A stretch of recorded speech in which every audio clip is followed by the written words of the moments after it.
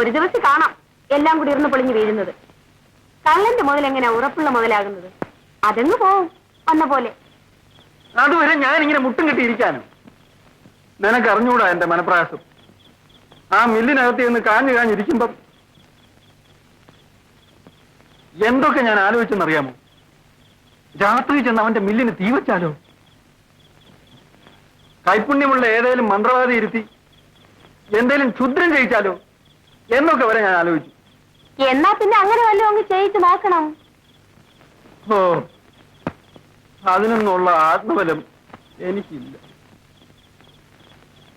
വേറെ ഒന്നും എനിക്ക് വേണ്ടായിരുന്നു. ഇവന്റെ കള്ളം ഒന്ന് കണ്ടുപിടിച്ചാൽ മതിയായിരുന്നു. അച്ചായൻ കിടക്ക്. ഞാൻ കിടക്കാം.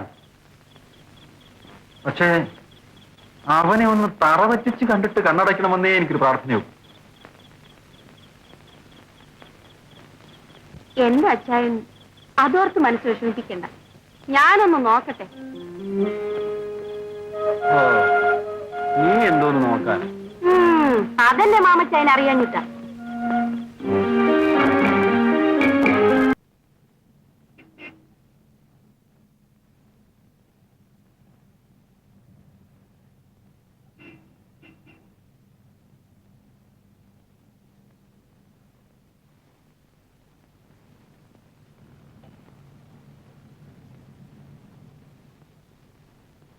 എന്റെ പട്ടിക്ക് വില കാറ് മേടിച്ചടി കണ്ടോടി എന്നും പറഞ്ഞു കൊണ്ടുവന്നതാ.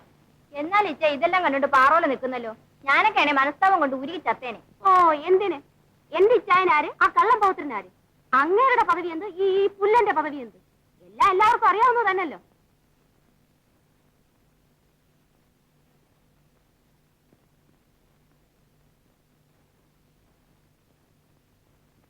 അപ്പാ, തോമസ് കുട്ടി എവിടെ? ഇടി മോളെ, നിന്റെ കെട്ടിയവൻ എവിടെയെന്ന്? അങ്ങേരോട് ഞാൻ കാര്യമൊന്നും പറഞ്ഞിട്ടില്ല. ഇതുവല്ല അറിഞ്ഞാൽ അധികം എന്നെയും കൊണ്ട് നാക്കും. മോളെ, നീ ഞാൻ പറയുന്നൊന്ന് കേക്ക്. കേട്ടൊക്കെ മതി. അപ്പൻ നാണമല്ലേ വൃത്തിയത് കാണിക്കാൻ? അതും ആ ദമയന്തി. ഞാൻ ഇവിടെ ഒറ്റയ്ക്ക്. എനിക്കൊന്നും കേൾക്കണ്ട. അപ്പ എന്നോടൊപ്പം വരുന്നുണ്ടോ ഈ എല്ലും മെല്ലെല്ലാം പൂട്ടിക്കെട്ടിട്ട്? കുഞ്ഞെ, അപ്പ എന്നോടൊപ്പം വരുന്നുണ്ടോ? അതറിയാനാ ഞാനിപ്പോ വന്നേ. ഞാനങ്ങ് വന്നാലും ഞാൻ അന്വേഷിച്ചു തരും. അല്ല, വരുന്നില്ല ഒരു കാര്യം, ഞങ്ങൾ ആരും ഇങ്ങോട്ട് മേലെ അന്വേഷിച്ച് വരികയില്ല. അത് ഉറപ്പാ. ഈ നാട്ടിൽ നിന്ന് ഞാൻ അങ്ങനെ ഈ നാട്ടിൽ നിന്ന് അപ്പന് പോരാനൊക്കെയില്ല. എനിക്കറിയാതെ. എനിക്ക് അപ്പനില്ലെന്ന് ഞാൻ വിചാരിച്ചോളാം. ഓ, പോന്നവരൊക്കെ പോട്ടെ. അപ്പൻ ഒറ്റത്തടിയായിട്ട് നിന്ന് പോട് വീണോന്ന് ആശിക്കുന്ന മോള് തന്നല്ലോ. അങ്ങ് പോട്ടെ. വിഷമം അതല്ല, രക്തബന്ധം എന്ന് പറയാൻ ആകെ അതൊന്നേ ഉണ്ടായിരുന്നു.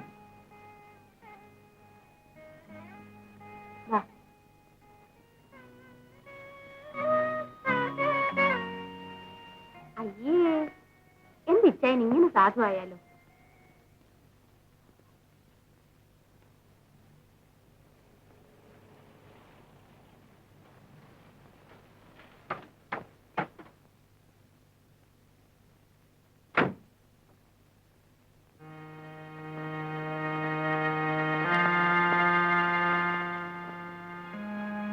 എന്ത് പറ്റൂ ഉറുപ്പേ? സാറിനെ കാണണമെന്ന് പറഞ്ഞു. ഒരു പെണ്ണ്. പെണ്ണോ?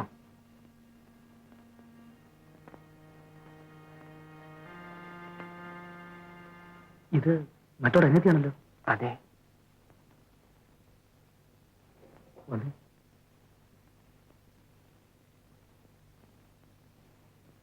സ്റ്റാൻഡില് കാർ ഇട്ടോണ്ടിരിക്കുകയായിരുന്നു ഞാൻ. ഈ കൊച്ചു വന്ന് കാറേ കയറി വണ്ടി വിടാൻ പറഞ്ഞു. വണ്ടി വിട്ടു. കുറെ ഇങ്ങ് പോന്നപ്പോഴാ ഇങ്ങോട്ട് പോരാൻ പറഞ്ഞു. അതെന്തോ കുഴപ്പത്തിനാണല്ലോ എന്ന് വിചാരിച്ച് ഞാൻ വണ്ടി നിർത്തി. ഇറങ്ങാൻ പറഞ്ഞിട്ട് എന്ത് ചെയ്തേ ഇറങ്ങുന്നില്ല. പിടിച്ചെറുക്കുമെന്ന് പറഞ്ഞപ്പോ എങ്കിലും ഒന്ന് കാണാമെന്ന് പറഞ്ഞു. ഒറ്റ ഇരിപ്പ. സാറിനെ കണ്ട് എന്തോ പറയാനുണ്ട് പോലും. ഏതായാലും കുറച്ച് കാര്യം ചെയ്യും. അവളോട് ഞാൻ വരാൻ പറ. ഞാൻ മില്ലത്തിരിക്കാം. വണ്ടി നിൽക്കട്ടെ. എന്താ അവിടെ പോരാൻ പറഞ്ഞിട്ട് പോയാൽ മതി. ഓ,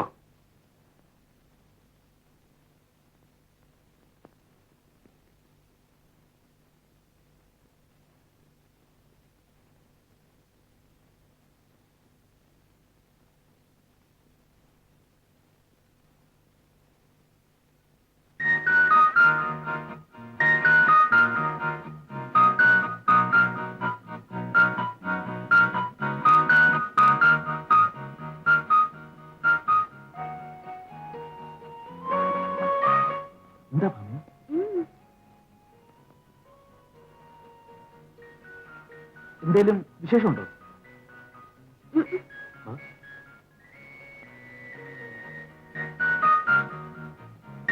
നീ ഇപ്പോ ടൈപ്പിന് പോകുന്നില്ലേ? ഉണ്ട്. ടൈപ്പ് നല്ലതാ, ജോലി കിട്ടാൻ എളുപ്പമാണ്. ദിവസം പോകണ്ടേ? ഉണ്ട്. ഇന്നിപ്പോ അവിടുന്ന് വരുമ്പോഴാ അണ്ണന്റെ കാറ് കിടക്കുന്ന കണ്ടത്. അപ്പോഴ് അതിലൊന്ന് കയറണമെന്ന് ആശ തോന്നി. കേറി കഴിഞ്ഞപ്പോഴാ കൈ കാശില്ലെന്ന കാര്യം ഓർത്തത്. എങ്കിൽ പിന്നെ അണ്ണനോട് കാര്യം പറഞ്ഞിട്ട് പോവാന്ന് വിചാരിച്ചു. അത്രേ ഉള്ളൂ. ഞാൻ വിചാരിച്ചു നീ ഇന്നത്തെ ചേച്ചിയെ പോലെ എന്തെങ്കിലും കുഴപ്പം കൊണ്ടുവരിക. ഞാൻ കളി പറഞ്ഞതാണ് നീ. ആമേ, പിന്നെ ഇങ്ങനെയാണോ കളി പറയുന്നേ? ഒരു വയറ്റിൽ നിന്ന് പോന്നെന്ന് വെച്ച് എല്ലാരും ഒരുപോലെ ആയിരിക്കണമെന്നില്ല. നീ നില്ലേ, നിന്നെ വിഷമിപ്പിക്കാനല്ല ഞാൻ പറഞ്ഞത്. അണ്ണനെ കാണണമെന്ന് തോന്നിയതുകൊണ്ടും കൂടിയാ ഞാൻ ഇങ്ങോട്ട് വന്നത്.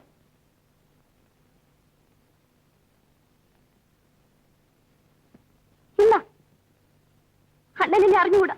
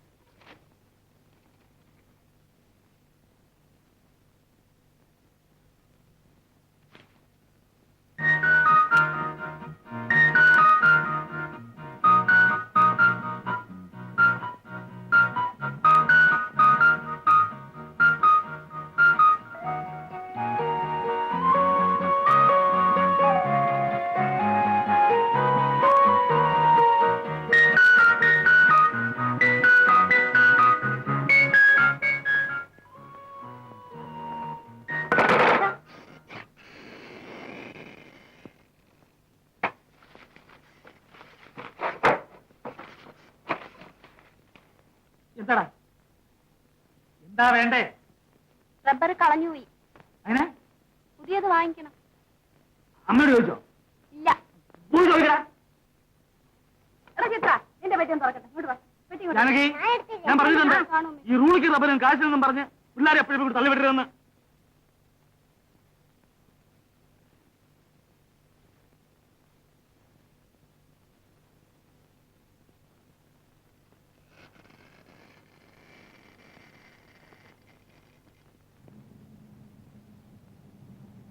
അവളുടെ ഇന്നത്തെ ആ വരവും പോക്കും എന്തിനായിരുന്നു എന്ന് അറിയണമല്ലോ കുറുപ്പേ.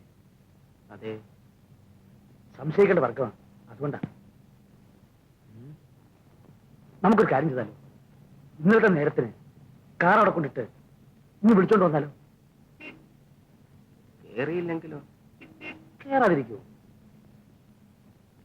കേറും.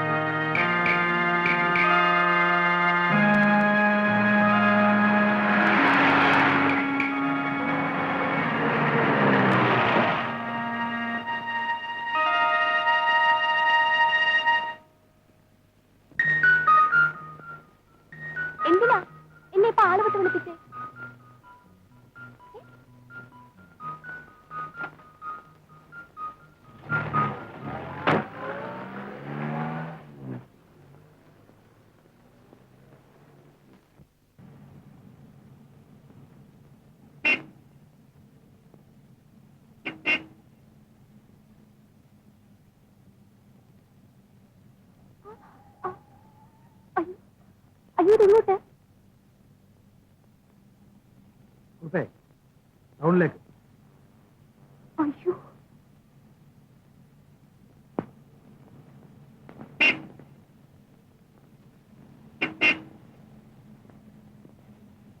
നീ എന്താ പാദസരി വിടാത്തെ?